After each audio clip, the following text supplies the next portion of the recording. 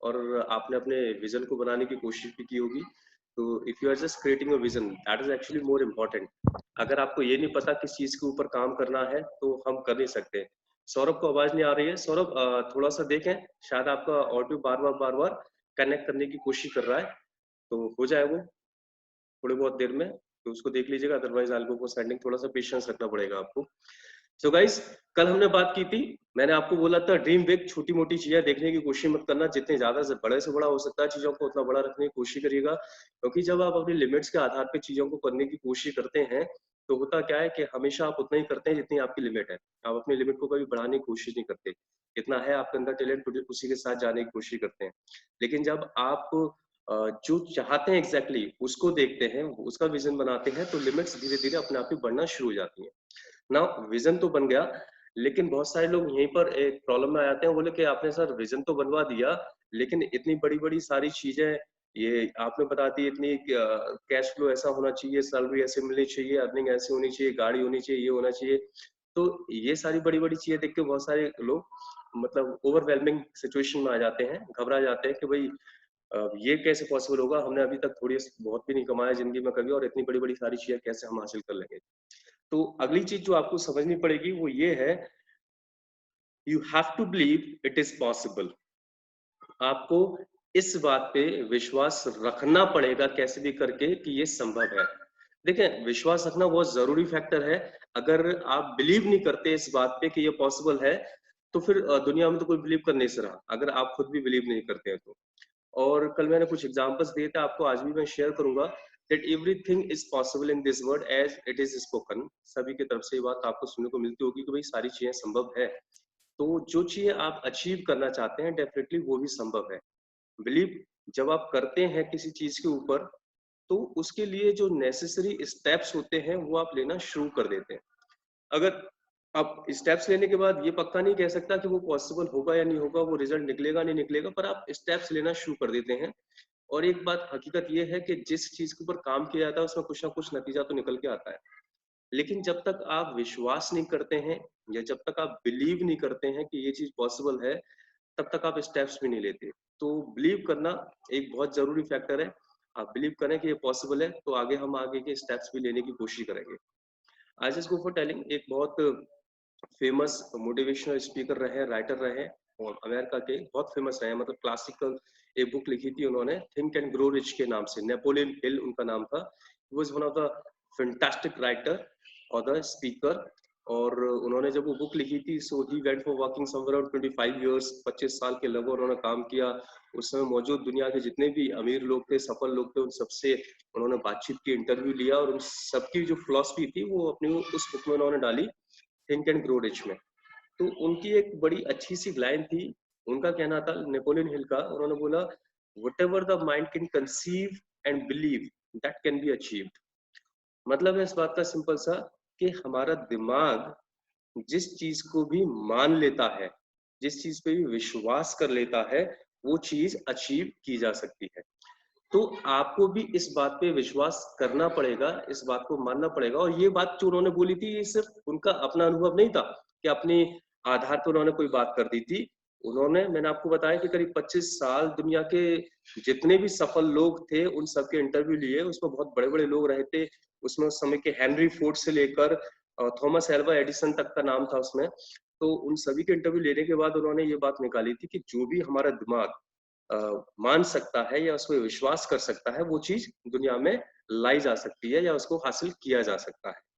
अभी मैं आपको इससे रिलेट करते हुए दो चार चीजें बताऊंगा, एंड उससे आपको समझ में आएगा कि इस तरह की चीजें पॉसिबल हैं, कि माइंड को आपको विश्वास कराना ही पड़ेगा। एक इंसिडेंट बताता हूँ, एक घटना बताता हूँ। ये कई सारी मोटिवेशनल बुक्स में आपको इसके बारे में पढ़ने को मिल जाएगा। और ये जो घटना है, ये जर्मनी की बताई जाती है। और उसमें क्या हुआ था कि एक बार गर्मियों के टाइम में जर्मनी में जब थोड़ा सा टेम्परेचर अच्छा खासा था, और एक रात को, that was the Saturday night, Saturday और फ्राइडे, जिस दिन वर्क फिनिश हो जाता है, कोल्ड स्टोरेज में जो काम करते थे लोग, उनमें एक पर्सन था जो कोल्ड स्टोरेज में काम करते थे। और वो कोल्ड स्टोरेज के फ्रीजिंग रूम में था, जहाँ पे सारा वो जो अंदर होता है, जहाँ पे ठंडा करते हैं सारी चीजों को, वो उस रूम में था। और जो अंदर वो सामान रख रहा होगा, जब वो निकल कर आया निकलने के लिए बाहर, तो उसने क्या देखा कि किसी ने कोल्ड स्टोरेज का दरवाजा बंद कर दिया है। अब उसने बहुत दरवाजा खटखटाया, बहुत दरवाजा बजाया, लेकिन सारे लोग जा चुके थे। अब वो कोल्ड स्टोरेज का अंदर बंद था, वो भी फ्रीजिंग रूम में, जहाँ पे सब कुछ जमाने के लिए रख दिया जाता है, बहुत ठंडा रहता है। और जब वो वहाँ पे बंद था पर्सन, तो उसके दिमाग में अब एक चीज बार बार आने लगी, बोले कि भाई कल संडे है, छुट्टी रहेगी, और एक दिन पूरे अगर मैं इसमें पड़ा रहा तो मैं तो जम के मर जाऊंगा। मतलब उसके दिमाग में बार बार एक ही चीज चल रही थी कि अगर मैं इसमें पड़ा रहा तो मैं तो मर लूंगा, मतलब जम जाएगा इंसान तो उसमें, बहुत ठंडक रहती है अंदर, तो 100% उसकी जान बचेगी नहीं उसके अंदर, यही बार बार चलने लग रहा था। अभी क्या हुआ, उसने हर कोशिश करने की कोशिश करी, दरवाजा खोलने की हर प्रयास किए, हर कोशिश की, और बार बार चीजों को उठा पटक किया उसके ऊपर कि भाई कोई भी सुन ले या उसकी आवाज और खोल दे, पर कोई था नहीं, और नहीं खुला दरवाजा। चले, हुआ ये सीन कि जब छुट्टी के बाद लोग लौट कर आए, और लौट कर आने के बाद जब वो दरवाजा खोला गया, तो अंदर उस इंसान की डेड बॉडी मिली। और जो डेड बॉडी मिली उसके आसपास उसने खुरच खुरच के कई सारी जगहों पे दरवाजे पे नीचे लिखा हुआ था कि भाई यहाँ पे बहुत ज्यादा सर्दी है, और सर्दी की वजह से मुझे लग रहा है कि मैं मर जाऊंगा, मैं बच नहीं पाऊंगा, इस तरह से कई सारी जगहों पे लिखा हुआ था। उसकी डेड बॉडी मिली, और डेड बॉडी मिली तो उसको पोस्टमार्टम के लिए भेजा गया। जब पोस्टमार्टम के लिए उसको भेजा गया डेड बॉडी को, तो पोस्टमार्टम में ये रिपोर्ट निकल कर आई कि जमने की वजह से उसकी मौत हो गई है, मतलब फ्रीजिंग की वजह से उसकी मौत हो गई है, ज्यादा सर्दी की वजह से, ठंडक की वजह से। अब ये खबर जो काफी ज्यादा छपी थी, और इसमें एक बड़ा ही स्ट्रेंज जो फैक्टर था वो ये था कि मैंने आपको बताया कि समर का टाइम था, गर्मियों का टाइम था वो, और चूंकि रात को सभी गए थे और एक दो दिन की छुट्टी होने वाली थी, तो कोल्ड स्टोरेज को बंद करके गए थे लोग। इसका मतलब अंदर कोल्ड स्टोरेज का जो फ्रीजिंग रूम था वो चल नहीं रहा था। मतलब ये था कि ना तो फ्रीजिंग रूम चल रहा था, अंदर ठंडक थी नहीं, बाहर गर्मियों का समय था। इन सब के बावजूद भी वो इंसान अपने माइंड में इतनी ज्यादा अच्छी तरीके से इस बात को बिलीव कर चुका था कि भैया मैं अंदर पड़ा रहा तो जमने की वजह से मर जाऊंगा, और ना होते हुए भी वो इंसान जमने की वजह से मर गया। Reason behind was not reality, reason was simply क्योंकि उसने उस बात को बिलीव कर लिया था, इस वजह से उस पर्सन की डेथ हो गई। जब इस तरह की थ्योरी निकल कर आई थी, तो जो बहुत सारे साइंटिस्ट होते हैं जो फिलॉसफी पर काम करते हैं, उन्होंने एक्सपेक्टेंसी थ्योरी के ऊपर काम करना शुरू किया। एक्सपेक्टेशंस होती है इसमें, मतलब हमारा माइंड कैसे काम करता है इसके ऊपर काम करना शुरू किया, और एक्सपेक्टेंसी थ्योरी बोला गया इस फिलॉसफी को। उसमें क्या था कि इस बात को पता लगाया गया कि हमारा माइंड ऐसे काम नहीं करता कि हमने बाहर से कोई चीज देखी और उसके ऊपर अचानक से हमारा माइंड रिएक्ट कर देगा। हमारा माइंड करता है कि पहले से जो हमारे दिमाग में जो विचार हैं, जिन चीजों को हम मानते हैं, जो पहले से यहाँ पे फीड है, उनके आधार पे ही हमारा माइंड एक्सपेक्ट करता है कि आगे की सिचुएशन में क्या होगा, और जो होगा आगे की सिचुएशन में वही हमारा माइंड हमारे शरीर से करवाता है, वो सब कुछ करता है जिससे वो एक्सपेक्टेशन वाली चीज पूरी हो सके। उस केस में भी ऐसा हुआ था, आप नॉर्मल प्रैक्टिकल करके इसको देख सकते हैं। अगर कोई आपकी आंखों के सामने मिट्टी उछाले तो डेफिनेटली आपकी पलकें बंद हो जाती हैं। छोटा बच्चा इस काम को नहीं कर पाता है, लेकिन धीरे धीरे धीरे आपके एक्सपीरियंस होते हैं कि कभी किसी ने कुछ आंखों के सामने डाला तो आंखें बंद करनी है, और धीरे धीरे क्या होता है कि आपका माइंड इस बात को फीड कर लेता है कि कुछ चीज तेजी से अगर सामने आ रही है आंखों के, तो पलकें बंद होनी है। तो कई बार देखा होगा कि आपके दोस्त वगैरह होते हैं, आपको डराने के लिए वैसे ही हाथ को ऊपर कर देते हैं, और आप जानते हैं कि इसके हाथ में कुछ नहीं है, उसके बावजूद भी आंखें बंद हो जाती हैं। इसमें ये नहीं कि आप उसको सोच समझ के रिएक्ट कर रहे हैं, ये माइंड कर रहा है। माइंड ने पहले से इस बात को समझ रखा है कि भाई अगर ऐसा कुछ आ रहा है तो आपको खतरा हो सकता है, तो एक्सपेक्ट करके कि कहीं आंख में कुछ हो ना जाए, वो पहले से ही आंख को बंद करने का काम कर देता है। तो एक्सपेक्टेंसी थ्योरी के ऊपर ये काम करता है। इसके ऊपर बहुत सारे और भी प्रैक्टिकल्स किए गए। एक और मैं बताता हूँ आपको। टेक्सास अमेरिका में एक प्रैक्टिकल किया गया डॉक्टर्स के थ्रू, और उसमें क्या हुआ था कि बहुत सारे ऐसे लोगों को बुलाया गया जिनकी नीज में प्रॉब्लम थी, जिनके घुटनों में प्रॉब्लम थी, जो वर्न आउट हो गए थे, घिस गए थे। कई बार लोगों के बाउल्स घिस जाते हैं घुटनों के, जिनका ऑपरेशन वगैरह करना पड़ता है। आपने पढ़ा होगा कि बाउल और नी सर्जरी के लिए लोग गए हैं, तो उसमें ऐसे लोगों को उन्होंने लिया कई सारे जिनकी नी सर्जरी होनी थी, मतलब घुटनों की सर्जरी होनी थी। अब उन्होंने जितने लोग लिए उनको 3 ग्रुप्स में बांट दिया, 3 ग्रुप में डिवाइड कर दिया। 3 ग्रुप में डिवाइड करने के बाद क्या किया गया, एक ग्रुप का अच्छी तरीके से ऑपरेशन किया गया, जो चीज करनी थी वो चीज की गई, जो सर्जरी में होना चाहिए था वो सब कुछ प्रोसेस में किया गया, बाकायदा तरीके से प्रॉपर तरीके से सर्जरी की गई, ऑपरेशन किया गया। एक ग्रुप जो था उसका पूरा प्रोसेस नहीं किया गया, बस अंदर थोड़ा बहुत करके छोड़ दिया गया, पूरी सर्जरी उनकी नहीं की गई। एक जो ग्रुप था तीसरा वाला, उसका कुछ नहीं किया गया, बस चीरे लगा दिए गए, वहां पे कट लगा दिए गए, जिससे मालूम पड़े कि सर्जरी हुई है, इसके अलावा और कुछ नहीं किया गया। मतलब एक ग्रुप की पूरी सर्जरी की गई, दूसरे ग्रुप की आधी अधूरी सर्जरी की गई और तीसरे ग्रुप की सर्जरी की नहीं गई, बस वहां पे कट लगा दिए गए, चीरे लगा दिए गए, इस बात को दिखाने के लिए कि हाँ जी सर्जरी हुई है। और ऑपरेशन के बाद जब उनको होश आया, जितने भी पेशेंट थे उनको बोल दिया गया भाई आप सभी लोगों की सर्जरी हो चुकी है और इतने पर्टिकुलर टाइम के अंदर अंदर आप हमें दिखाते रहिएगा तो आगे का प्रोसेस चलता रहेगा। 2 साल के बाद जब उन सारे लोगों को बुलाया गया तो मालूम पड़ा था कि उन सभी लोगों को एक सा रिलीफ मिला था, मतलब सभी की घुटनों की प्रॉब्लम दूर हो चुकी थी। अब ऐसा क्यों हुआ?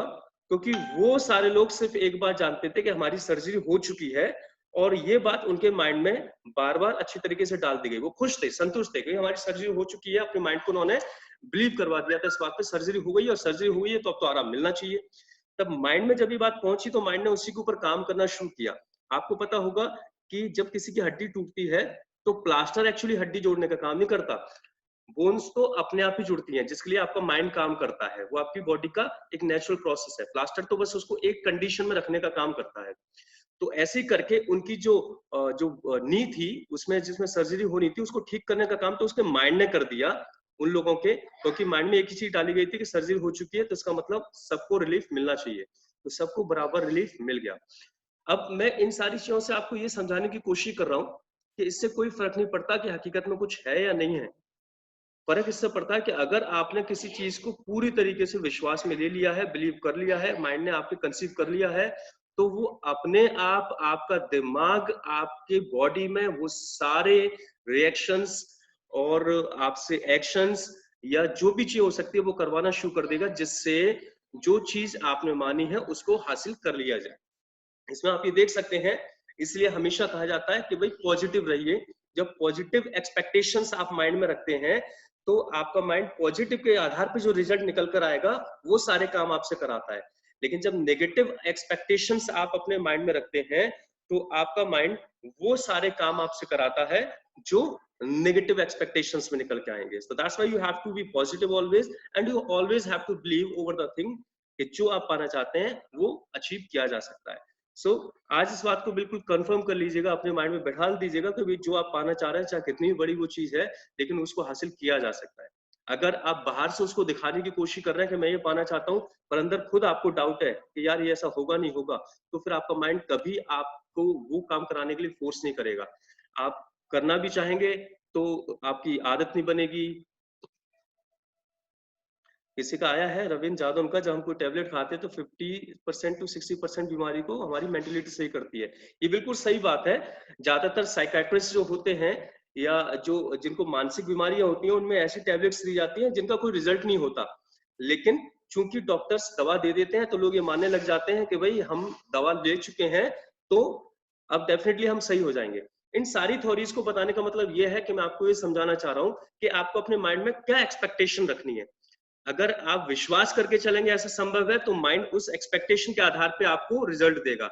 अगर आप विश्वास नहीं करेंगे तो उसके अगेंस्ट रिजल्ट देगा। तो आपको विश्वास करना पड़ेगा हर हालत में कि जो आप पाना चाहते हैं वो किसी भी कंडीशन में पॉसिबल है तो है। नाउ फर्स्ट थिंग जो आपको समझ में आई यहाँ पर और जो मैंने आपको समझाने की कोशिश करी वो ये थी that you have to believe जो आप पाना चाहते हैं वो पॉसिबल है। सेकंड, क्या कोई कुछ कहना चाह रहा है? कुछ लोगों के माइक अनम्यूट हुए हैं। कोई क्वेश्चन है किसी का तो मुझसे पूछ सकते हैं। सौरभ आपका माइक अनम्यूट हुआ है, चलिए कोई बात नहीं है, मैं बढ़ता हूँ आगे। दूसरी चीज जो आपको अभी यहाँ पे समझनी पड़ेगी, आपको कई बार हेल्प मिलती है इस तरह की सिचुएशन में या कंडीशन में, अगर कोई और आपको ऐसा पर्सन मिल सके जो आपके ड्रीम्स या आपके सपनों पे विश्वास करता है, जो आपके ड्रीम्स या आपके सपनों पे बिलीव करता है। अगर ऐसा कोई पर्सन आपको मिल जाता है तो आपको बहुत हेल्प मिलती है, क्योंकि कई बार ऐसी सिचुएशन बनती है जहाँ पे आप डाउन जाना स्टार्ट हो जाते हैं, जहाँ पे आप थोड़े से होपलेस होना स्टार्ट हो जाते हैं। और जब आप होपलेस होना स्टार्ट हो जाते हैं तो वो लोग जो आपके सपनों में विश्वास करते हैं वो फिर से आपके अंदर वो हिम्मत भर देते हैं जिससे आप दोबारा से अपने सपनों पे विश्वास करना शुरू कर सकें। I tell you some of the incident over this part. मैं आपको यहाँ पे भी एक घटना बताता हूँ। एक बहुत फेमस मोटिवेशनल स्पीकर हैं इस समय, और उनके बारे में अब आपको बताऊंगा। पूरी दुनिया में उनकी स्पीचेस होती हैं, बड़ी बड़ी कंपनीज में उनके सेशंस होते हैं। उनका नाम है रुवेन गुंजाल्स। तो रुवेन गुंजाल्स की अगर आप कहानी पढ़ेंगे, he was not the motivational speaker actually, he was nothing, बहुत बड़े अच्छे नहीं थे स्टडीज वगैरह में वो। तो वो कुछ ना कुछ स्पेशल करना चाहते थे। तो एक दिन उन्होंने क्या देखा, एक दिन वो ओलंपिक देख रहे थे, टीवी पे ओलंपिक चल रहा था। तो उसमें उन्होंने देखा कि यार ये ओलंपियंस जो होते हैं ना, जो ओलंपिक में खेलने के लिए जाते हैं, मतलब क्या फैंटास्टिक सी लाइफ होती है, पूरे देश को रिप्रेजेंट करते हैं, मतलब कितने सम्मान की बात है। और जब वहां पे जाके बस खेलने जाते हैं, जीते ना जीते वो बात तो अलग है, बस जब वहां पे खेलने पहुंचते हैं और देश का झंडा हाथ में होता है तो पूरे देश का नाम ऊपर हो जाता है। मतलब अपने आप में बहुत बड़ी बात है ओलंपिक में खेलने के लिए। अब जब ओलंपिक में खेलने जाते हैं तो पूरे देश भर के इतने सारे लोग होते होंगे जो कोशिश करते होंगे कि हमें खेलने का मौका मिले, लेकिन कुछ ही लोग जा पाते हैं। तो उनके अंदर वहां पे देखते ही ना एक बड़ी अच्छी इच्छा जागी कि मैं भी ओलंपिक में जाऊंगा। अब जब उनके अंदर ये इच्छा जागी कि मैं ओलंपिक में जाऊंगा, उस समय उनकी उम्र 21 साल की थी। नॉर्मली जो ओलंपिक में जाते हैं खेलने के लिए वो 10-10 साल की उम्र से तैयारी करना शुरू कर देते हैं, तब जाके 15-16-17 साल की उम्र में, 20 साल की उम्र में ओलंपिक में पहुंच जाते हैं, 8-10 साल की मेहनत से। लेकिन ये ऑलरेडी 21 साल के थे जब इन्होंने विश्वास किया, जब इन्होंने सोचा कि भाई मुझे ओलंपिक में जाना चाहिए। अब ये अभी तक कोई गेम्स वगैरह नहीं खेलते थे, तो इन्होंने सोचना स्टार्ट किया यार कौन सा गेम लूं, कौन सा गेम लूं। तो इन्होंने सोचा कोई ऐसा गेम लेता हूँ। अच्छा, इनके अंदर एक आदत थी कि ये छोड़ते नहीं थे किसी भी चीज को। तो इन्होंने सोचा कोई ऐसा गेम लेता हूँ जो बहुत ज्यादा टफ हो, जिसमें ज्यादातर लोग जाते ना हो, और मैं तो एक ऐसा इंसान हूँ जो छोड़ता नहीं हूँ। तो किसी टफ गेम को अगर मैं लूंगा तो डेफिनेटली मेरा जल्दी मौका आ जाएगा ओलंपिक में जाने का। तो उन्होंने फोन किया अपने आसपास के ओलंपिक जो भी कमेटी होती है जिसके थ्रू लोग जाते हैं, उन्होंने फोन किया, उन्होंने बोलना स्टार्ट किया भाई मैं ओलंपिक में जाना चाहता हूँ, मुझे कोई गेम बताएं। तो उन्होंने जो फोन किया वो उस समय बताते हैं वो अर्जेंटीना में थे। तो वहां पे उन्होंने फोन किया तो मालूम पड़ा कि भाई एक गेम है जिसको बोलते हैं ल्यूज। ल्यूज का जो गेम होता है एक्चुअली उसमें क्या होता है, वो विंटर ओलंपिक्स में खेला जाता है, जिसमें बहुत ऊंचाई पे बर्फ का और कंक्रीट का एक राइड बनाया जाता है फिसलने के लिए, और उसमें ल्यूज एक वो रखा जाता है जिसमें बैठकर लोग फिसलते हैं बहुत स्पीड से कि कौन कितनी तेज से इसको क्रॉस कर सकता है। और बहुत खतरनाक गेम होता है, इसमें लोग नॉर्मली जाते नहीं है, और बहुत सारी कंट्रीज में से खत्म होता चला रहा था। तो उन्होंने कहा ठीक है मैं इसी गेम के लिए जाऊंगा जब ये खत्म हो रहा है, और ज्यादातर लोग जानते नहीं है तो इसमें मुझे जल्दी मौका मिल जाएगा। लेक प्लेसिड एक जगह है, तो वहां पे उनका ट्रेनिंग सेंटर था। इन्होंने अपने दोस्त को बताया, और क्रेग नाम था इनके दोस्त का, उनको बताया, वो बिजनेसमैन थे बोस्टन में, तो उनको बताया कि भाई ऐसा है कि ऐसे करके इस गेम के लिए जा रहा हूँ, अब मैं ओलंपियन बन के ही आऊंगा। अब जो भी ओलंपिक आने वाले हैं 2 साल बाद मैं उसमें पक्का खेलूंगा, वो सॉरी 4 साल बाद जो ओलंपिक होंगे मैं उसमें पक्का खेलूंगा, और आप देखना पूरे देश का नाम रोशन करूंगा। तो उसके दोस्त ने कहा क्रेग ने, भाई बहुत अच्छी बात है रूबेन आप जाइए। अब जब रूबेन वहां पे पहुंचे, ट्रेनिंग सेंटर में पहुंचे, तो वहां पे जब पहले दिन की ट्रेनिंग स्टार्ट हुई, ऐसा कहा जाता है न्यूज के बारे में कि 10 लोग अगर ट्रेनिंग में उतरते हैं तो पहले दिन की ट्रेनिंग के बाद 9 लोग उसमें से निकल जाते हैं, और 8 लोगों की तो हड्डियां टूट जाती है, मतलब इतना खतरनाक गेम है। तो जब पहले दिन की ट्रेनिंग स्टार्ट हुई और उसके बाद जब ये रूबेन अपने कमरे में आए, तो उन्होंने सीधे क्रेग को फोन मिलाया अपने दोस्त को, और उसको फोन मिला के बोलते हैं यार क्रेग बात सुन भाई, ये तो बहुत खतरनाक गेम है और मैं नहीं कर सकता, मैं तो कुछ भी कर लूंगा, मतलब जोश एक ही दिन में ठंडा हो गया, मैं इस काम को नहीं कर सकता। अब उनका जो दोस्त था, जो विश्वास करता था इस बात पे कि नहीं ये कर सकता है, इसके अंदर एक काबिलियत है, क्योंकि उस समय रूबेन का विश्वास थोड़ा सा डाउन हुआ था। तो उसके दोस्त ने उनको क्या कहा, उनका दोस्त ने बोला रूबेन एक काम करो, आपके रूम में कोई मिरर है, कोई शीशा है, उसके सामने जाके खड़े हो जाइए। तो रूबेन ने बोला भैया क्यों क्यों खड़ा होना, उन्होंने कहा जाओ तो सही, जाके खड़े हो जाइए। रूबेन वहां पे जाते हैं अपना टेलीफोन का वायर खींचते हुए और उसके सामने जाके खड़े हो जाते हैं। उनका दोस्त उनसे कहता है, क्रेग उनसे बोलता है कि रूबेन एक काम करो, एक सेंटेंस बोलो, अपनी आंखों में देखो, eye ball to I ball, पुतलियों से मिलाओ, eye ball to I ball, एक दूसरे को अपने मिरर अपने प्रतिबिंब को देखिए आईने में, और एक सेंटेंस रिपीट करो मेरे पीछे। और जो सेंटेंस था वो था, no matter how bad it is, no matter what happens, I am going to make it. मतलब कितना भी बुरा हो, कुछ भी हो जाए, पर मैं इसको करके रहूंगा, इट्स अ डन डील।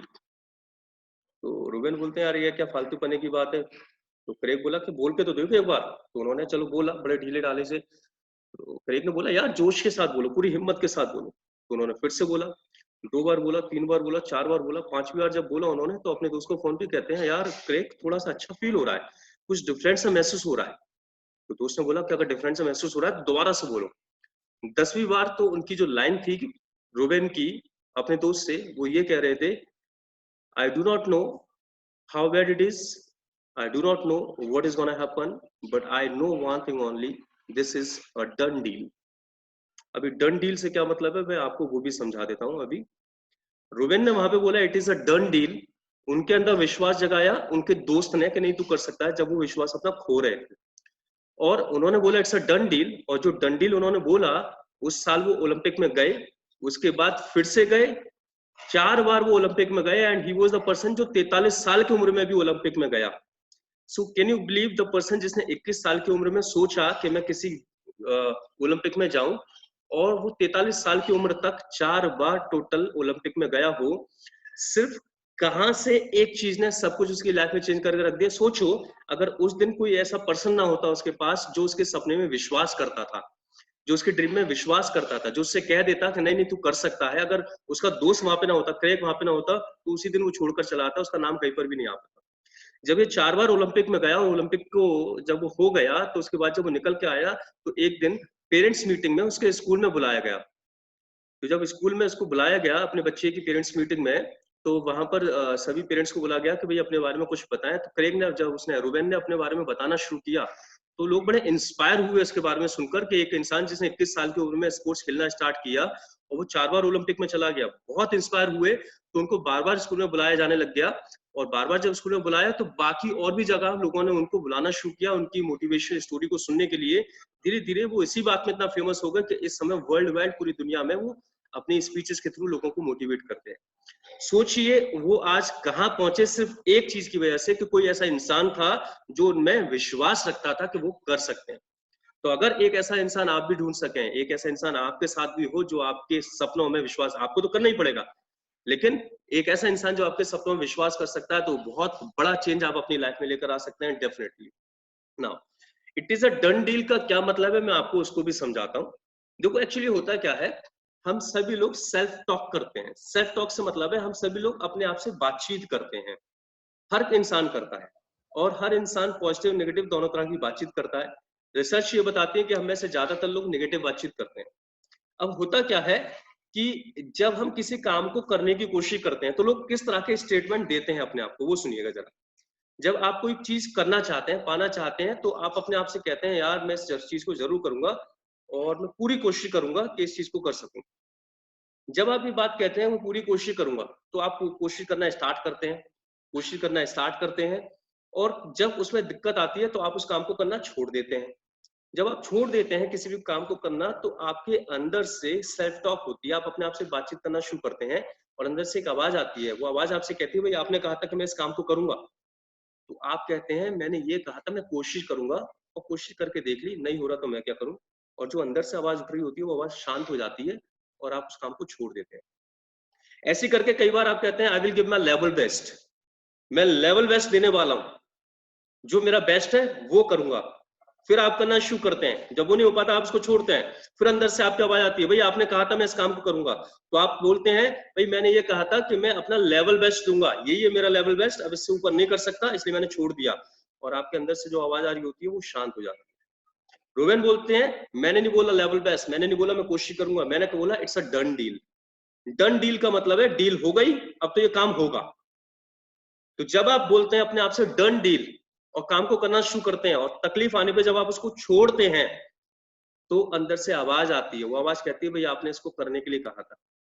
तो आप बोलते हैं भाई मैंने कोशिश तो कर ली। तो अंदर से फिर से आवाज आती है बात कोशिश की नहीं हुई थी, बात करने की हुई थी। तो आप कहते हैं नहीं नहीं मैंने अपनी तरफ से लेवल बेस्ट कर लिया। फिर आपके अंदर से आवाज आती है लेवल बेस्ट की बात नहीं हुई थी, बात तो हुई थी डन डील की। आप बाहर वालों की बातों को अनसुना कर सकते हैं, लेकिन अंदर से जो आवाज बार बार आपके दिमाग में गूंजती है ना, उसको अनसुना नहीं कर पाते हैं।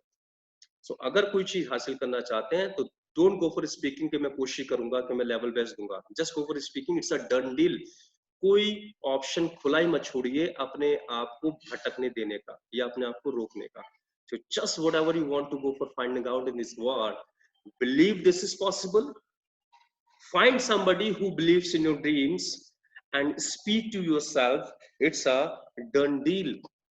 एंड इन द इवनिंग, जब भी आप जाएं शाम को सोने से पहले एक बार शीशे के सामने खड़े होकर अपने आप से बोलें कि whatever happens it is a done deal, मैं इसको करके रहूंगा चाहे कुछ भी हो जाए। और देखिएगा क्या कॉन्फिडेंस लेवल बढ़ता है जब आप eye ball to eye ball अपने आप से आंखों से आंखें मिलाकर बात करते हैं और अपने आप को स्टेटमेंट देते हैं ना कि मैं इसको करके रहूंगा।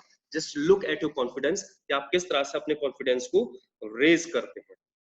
Next, what do you have to look for? आपने अपने ड्रीम में तो विश्वास किया, किसी और ने आप में विश्वास किया, आपको अपने ड्रीम के अलावा अपने अंदर भी विश्वास करना पड़ेगा, and that also very much important. कई बार लोग ये तो विश्वास करते हैं कि ये चीज संभव है, पर अपने अंदर विश्वास नहीं कर पाते कि मैं इस काम को संभव कर सकता हूँ। वो दूसरे लोगों के बोलते हैं अरे यार हम अलग हैं, वो अलग हैं, वो कर सकता है पर हम नहीं कर सकते। इस तरह की चीजें होती हैं।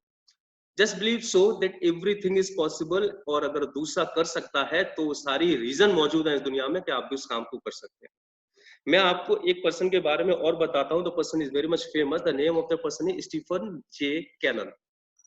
स्टीफन जे कैनल के साथ एक प्रॉब्लम थी कि वो स्टडीज में बहुत अच्छे नहीं थे। 10th ग्रेड तक आते आते तो बहुत बार फेल हुए। अपने दोस्त से और अपने घर पे अपनी मदर के साथ 5-5 6-6 घंटे बैठ के पढ़ाई किया करते थे, पर नहीं हो पाता था उनका, जो भी था कर ही नहीं पाते थे। तो एक दिन वो अपने दोस्त से भी पूछते हैं, यार तू बता, मैं 5-5 6-6 घंटे पढ़ता हूँ फिर भी फेल हो जाता हूँ, और तेरे तो बहुत अच्छे मार्क्स आते हैं, तो तू कितनी पढ़ाई करता है? दोस्त बोला, भाई मैं तो ज्यादा पढ़ाई नहीं करता हूँ, बस थोड़ा बहुत पढ़ता हूँ, जिसमें इतना समझ में आ जाता है लेके आता हूँ, एग्जाम में पास हो जाता हूँ अच्छे मार्क्स से। तो जब ये बात सीन निकल के आया तो स्टीफन ने एक बात को समझा कि भाई मुझे ऐसा लग रहा है कि I am not just made for this. मैं उसने अपने ऊपर ये माना कि मैं हूं नहीं intelligent, I can not do good in this part. तो मैं एक काम करता हूँ, उस काम को करना शुरू करता हूँ जिसमें अच्छा हूँ। उसने ये तो माना कि भाई हो सकता है एजुकेशन में मैं अच्छा नहीं हूँ, पर ये नहीं माना कि मैं कुछ नहीं कर सकता हूँ। उसको अपने अंदर विश्वास था कि मैं बहुत कुछ कर सकता हूँ। तो उसने कहा चलो जिस चीज में मुझे बड़ा मजा आता है उसी को करना स्टार्ट करते हैं। So he was very good at playing football. तो उसने क्या किया, फुटबॉल खेलना शुरू किया। जब फुटबॉल खेलना शुरू किया तो धीरे धीरे फुटबॉल में ही was very good. He became very much famous in the school. तो स्कूल की तरफ से उसको स्कॉलरशिप मिलने लग गई आगे की पढ़ाई के लिए। अब भले he was not good at the part of education, but he was good at football. आपको मालूम होगा कि कई बार स्कूल्स वगैरह की जो टीम होती है जो अच्छे लेवल पे खेलती है, अच्छे लेवल पे स्कूल का नाम रोशन करती है, उनको उनके स्पोर्ट्स की वजह से ही स्कूल में आगे पढ़ाया जाता है, रखा जाता है, भले ही एजुकेशन में वो पिछड़ रहे हो। तो उसको इस तरह से स्कॉलरशिप मिलती गई, वो आगे खेलता चला गया, बहुत अच्छे लेवल पे जाके खेला। अब उसको लिखने का भी बड़ा शौक था, भले ही वो उसमें बहुत अच्छा नहीं था कि वो पढ़ाई में एग्जाम में जाके रट पाए या चीजों को लिख वहां पे अच्छा करे आए, लेकिन उसको लिखने का बड़ा शौक था, फैंटेसी चीज है। तो उसने स्क्रिप्ट लिखना स्टार्ट किया। Will you be believing Stephen J Cannell became a person जिसने करीब करीब 360 के बराबर स्क्रिप्ट लिखी, 360 स्क्रिप्ट लिखी, जिनके ऊपर बहुत सारे शोज बनाए गए, बहुत सारी मूवीज बनाई गई।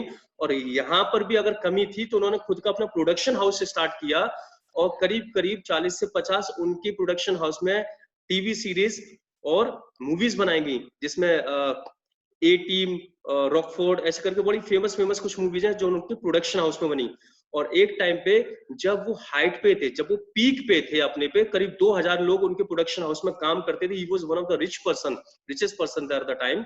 तो उन्होंने, चूंकि अब उनका मूड उसमें नहीं लग रहा था, मन नहीं लग रहा था, तो उन्होंने अपना प्रोडक्शन हाउस सेल कर दिया किसी को।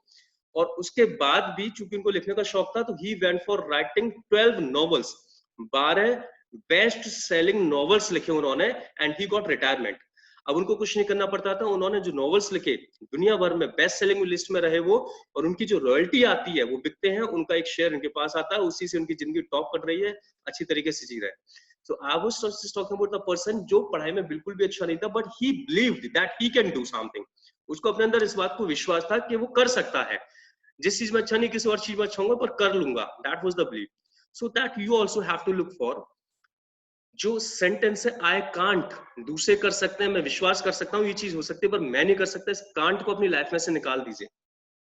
हेनरी फोर्ड, फोर्ड मोटर के जो मालिक हैं, उन्होंने एक बार बोला सिंपली कि जो लोग कहते हैं आई कैन और जो लोग कहते हैं आई कांट, वो दोनों ही ठीक है। आई कैन वाले डेफिनेटली कर लेंगे और आई कांट वाले बिल्कुल नहीं कर पाएंगे। सो जब दोनों ही चीजें ठीक है तो why we should speak I can't? Friends, आज की चीजों में मेरा जो सब कुछ समझाने का मोटिव था वो ये था कि जब ड्रीम्स बड़े होते हैं तो बड़े ड्रीम्स देख के कहीं आप घबरा ना जाएं। So you have to believe कि हर सपना पॉसिबल है। दूसरा, आपको अपने अंदर भी विश्वास रखना पड़ेगा कि आप उस चीज को 100% पूरा कर सकते हैं जिसको करना चाहते हैं। और अगर कोई ऐसा पर्सन आपकी लाइफ में मिल जाए जो आपके सपनों में विश्वास करता है, तो डेफिनेटली आपको बहुत बड़ा सपोर्ट मिल जाएगा। जस्ट रिमेंबर, जब भी आप डाउन जाएं, शीशे के सामने खड़े हों, eyeball to eyeball कनेक्ट करें और अपने आप को बताएं कि do not know what is gonna happen, do not know how much it hurts, do not know what price I have to pay, but it's a done deal. चाहे कुछ भी करना पड़ जाए, इट्स अ डन डील। आज की class friends मैं यहीं पे फिनिश करूंगा। कल मैं आगे का पार्ट आपको बताऊंगा कि कैसे करके आप अपने माइंड को कंसीव करा सकते हैं किसी भी चीज के लिए कि हाँ जी, ये चीज पॉसिबल हो जाए। कल बात करेंगे उसके ऊपर। अगर आज की चीजों से रिलेट करता हो कोई प्रश्न आपके माइंड में आ रहा हो, तो वो आप मुझसे पूछ सकते हैं, प्लीज बताएं। अदरवाइज 1 मिनट में हमारा ये सेशन फिनिश हो जाएगा। Anybody feels like asking any question?